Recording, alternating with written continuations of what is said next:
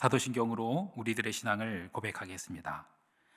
전능하사 천지를 만드신 하나님 아버지를 내가 믿사오며 그 외아들 우리 주 예수 그리스도를 믿사오니 이는 성령으로 잉태하사 동정녀 마리아에게 나시고 본디오 빌라도에게 고난을 받으사 십자가에 못 박혀 죽으시고 장사한 지 사흘 만에 죽은 자 가운데서 다시 살아나시며 하늘에 오르사 전능하신 하나님 우편에 앉아 계시다가 저리로서 산자와 죽은 자를 심판하러 오시리라. 성령을 믿사오며 거룩한 공회와 성도가 서로 교통하는 것과 죄를 사하여 주시는 것과 몸이 다시 사는 것과 영원히 사는 것을 믿사옵나이다. 아멘.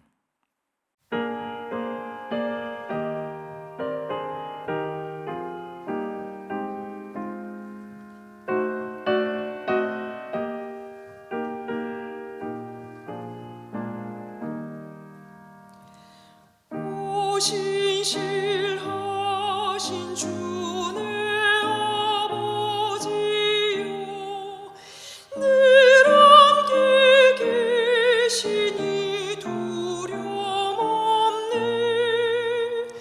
그 사랑 변찮고 날 지키시며 어제나 오늘이 한결같네. 오 신실하신 주, 오 신실하신 주, 날마다 자비를 베푸시며 일용할 모든 것 내려주시네. 오 신실하신 주, 나의 구주. 봄철과 또 여름, 가을과 겨울, 해와 달, 별들도 다 주의 것. 만물이 주 영광 드러내도다. 신실한 주 사랑 나타내네. 오 신실하신 주, 오 신실하신 주, 날마다 자비를 베푸시며 일용할 모든 것 내려주시니. 오 신실하신 주, 나의 구주. 내 죄를 사하여 아니하시고 주님이 오셔서 인도하네. 오늘의 힘내가 내일의 소망, 주말이 한복을 내리시네. 오 신실하신 주, 오 신실하신 주, 날마다 자비를 베푸시며 일용할 모든 것 내려주시니. 오 신실하신 주,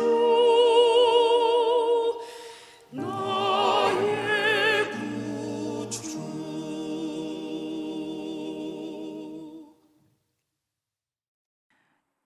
이 시간 우리 계신 하나님의 말씀 여호수아 13장 1절로 14절 말씀입니다.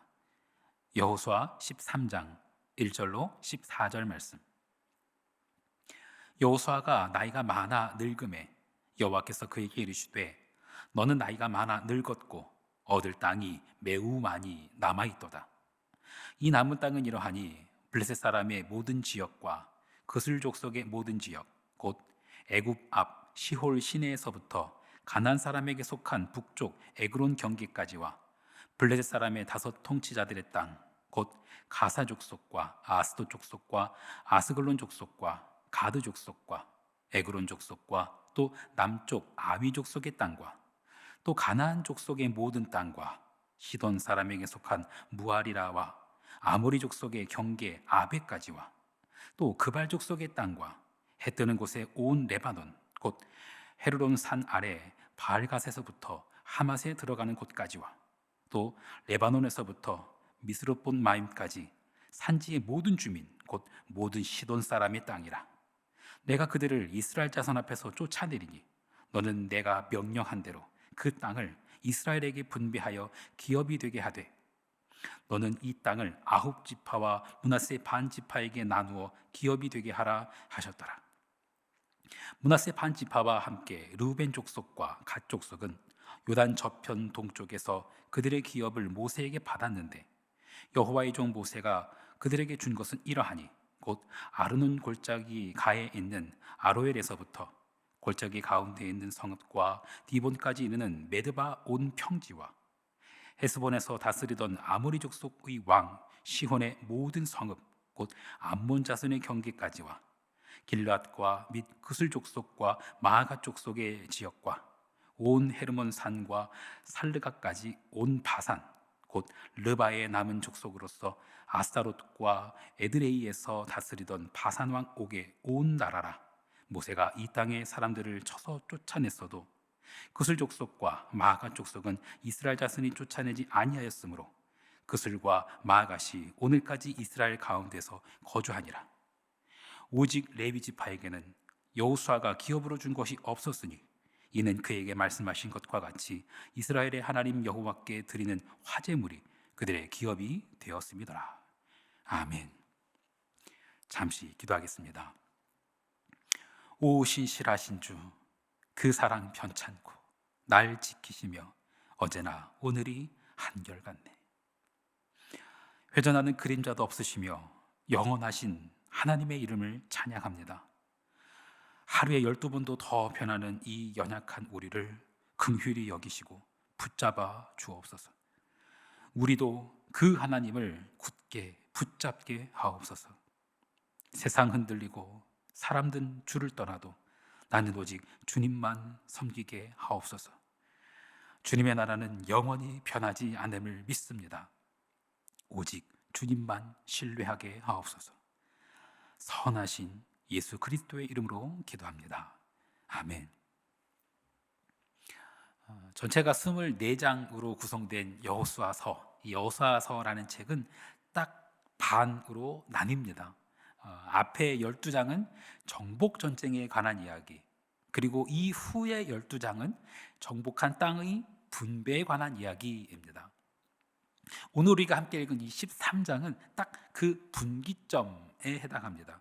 13장 바로 앞에는, 그러니까 12장이죠. 12장에는 그 여호수아가 정복 전쟁한 기록의 마지막 부분입니다.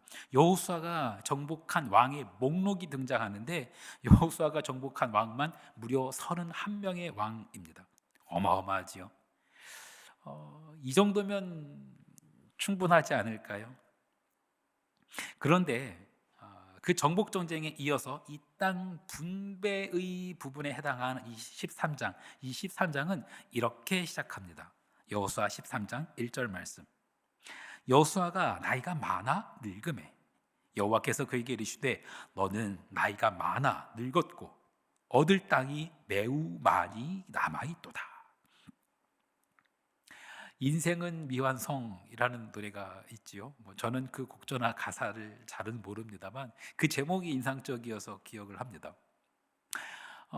과연 어느 인생인들 그 인생을 완성이라고 말할 수 있을까요? 모든 인생에는 아쉬움이 묻어 있는 것 같습니다. 모세와 여호수아는 어땠을까요? 모세는 결국 가나안 땅에 들어가지 못했습니다. 그러니까 얼마나 아쉬웠을까요? 여호수아는요. 여호수아도 열심히 싸웠지만 여호수아는 가나안 땅을 완전히 정복하지 못했습니다. 얼마나 아쉬울까요? 모두 미완성인 것 같습니다. 모세도 미완성, 여호수아도 미완성인 것 같아요. 그렇다면 이런 질문이 생깁니다. 하나님께서 모세를 들어 쓰셔도 안 됐어요. 하나님께서 여호수아를 들어 쓰셔도 안 됐네. 그렇다면 도대체 어떤 기라성 같은 인물이 등장해야 하나님의 나라의 그 역사를 완성할 수 있단 말인가? 하나님도 어쩌실 수 없나 보다.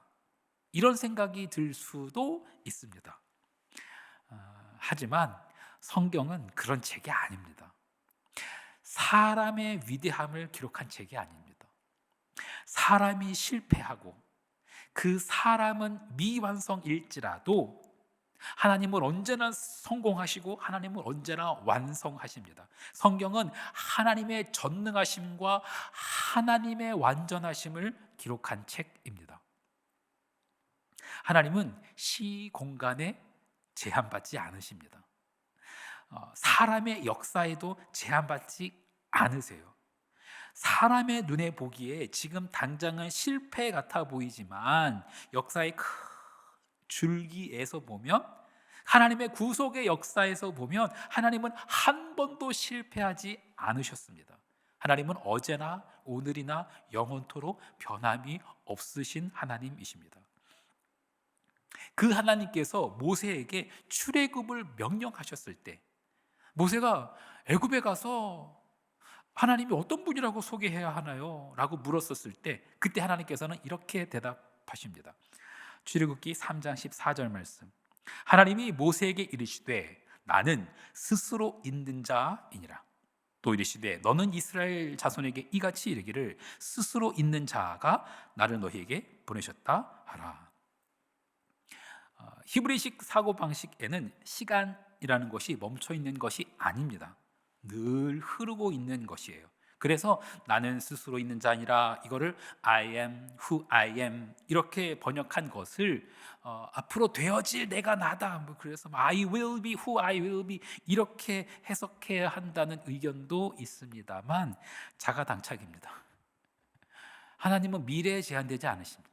과거에도 제한되지 않으시고 현재에도 제한되지 않으시고 미래에도 제한되지 않으십니다.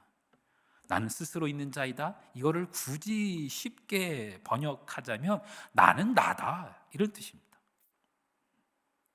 사람이 아무리 하나님을 이런 분이다 저런 분이다 라고 이야기하더라도 제한이 없으신 하나님을, 그 하나님을 다 표현할 수가 없습니다.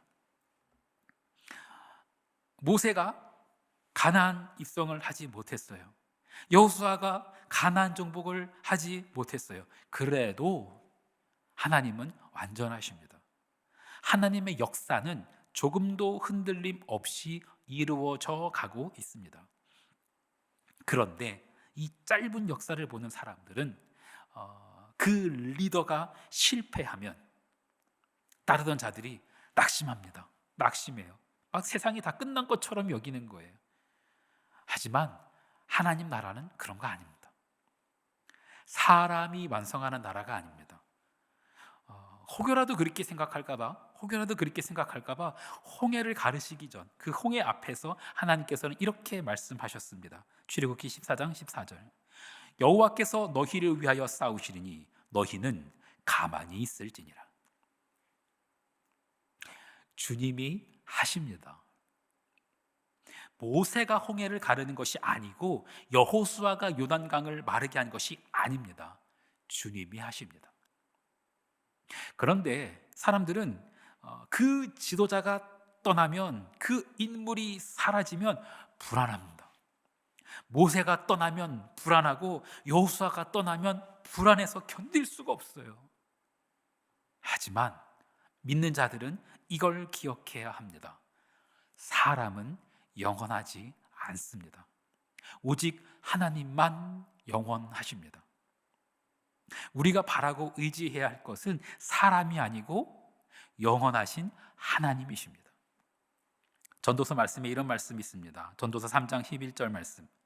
하나님이 모든 것을 지으시되 때를 따라 아름답게 하셨고 또 사람들에게는 영원을 사모하는 마음을 주셨느니라. 그러나 하나님이 하시는 일의 시종을 사람으로 측량할 수 없게 하셨도다. 우리는 영원함을 사모해야 합니다. 영원하신 하나님, 그 영원하신 하나님은 일의 시종을 사람이 측량할 수 없게 하셨습니다. 언제 시작하고 언제 끝나는지 그거 모르게 하셨어요. 일부러 모르게 하셨어요.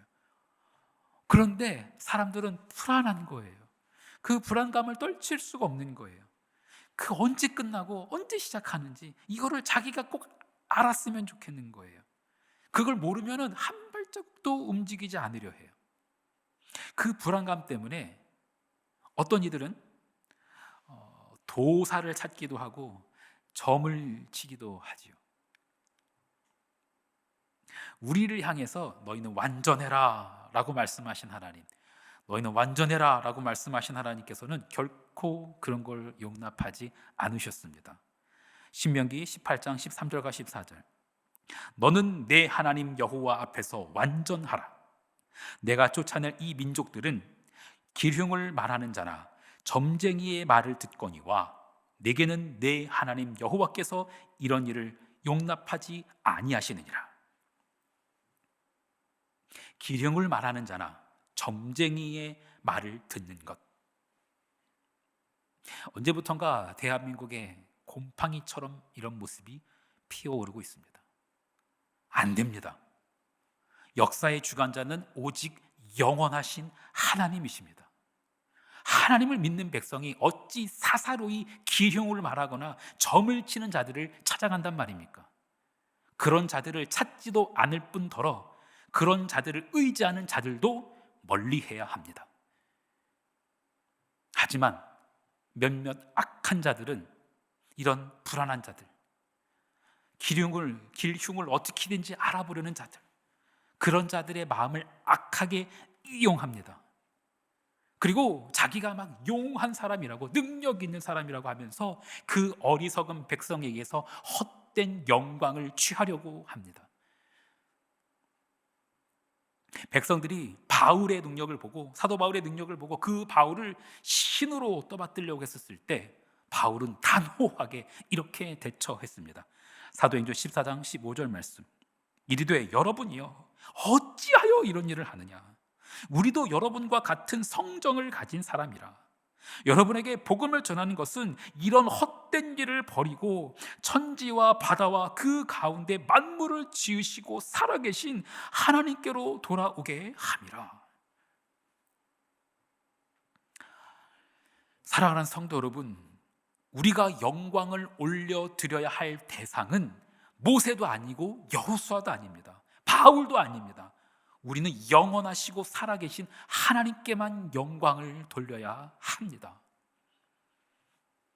도사를 쫓아가거나 점쟁이에게 귀를 기울일 것이 아니라 그런 자들의 뿌리를 뽑으며 오직 십자가의 예수 그리스도 앞에만 엎드려야 할 것입니다. 역사 주님이 하십니다.